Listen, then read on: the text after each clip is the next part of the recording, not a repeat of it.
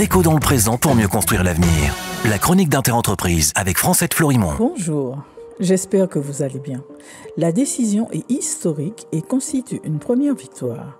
La Cour administrative d'appel de Paris vient, par un arrêté du 11 mars 2025, de juger que l'État a commis des fautes en accordant des autorisations de vente de chlordécone, en permettant son usage prolongé et a manqué de diligence pour évaluer la pollution liée à cet usage, à y mettre fin et à en mesurer les conséquences et à informer la population touchée.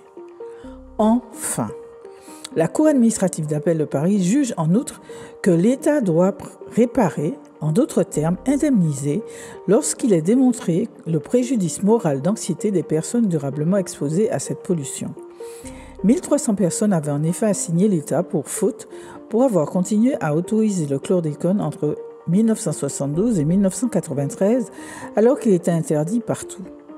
Résultat, 30 ans après, 1/5 des terres de la Guadeloupe, 2/5 des terres de la Martinique sont toujours polluées et le sont pour encore longtemps car le chlordécone est un pesticide organochloré, l'un des plus stables et des plus difficiles à enlever de la terre.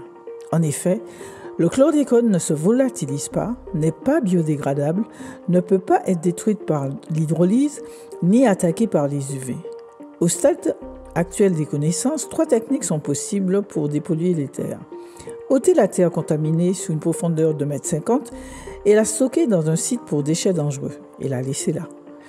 Petit 2, l'incinérer. Et petit 3, la mettre dans des bioréacteurs dans un système fermé avec des bactéries qui mangent la molécule. Ces 3 techniques sont coûteuses et techniquement inimaginables en Guadeloupe et en Martinique.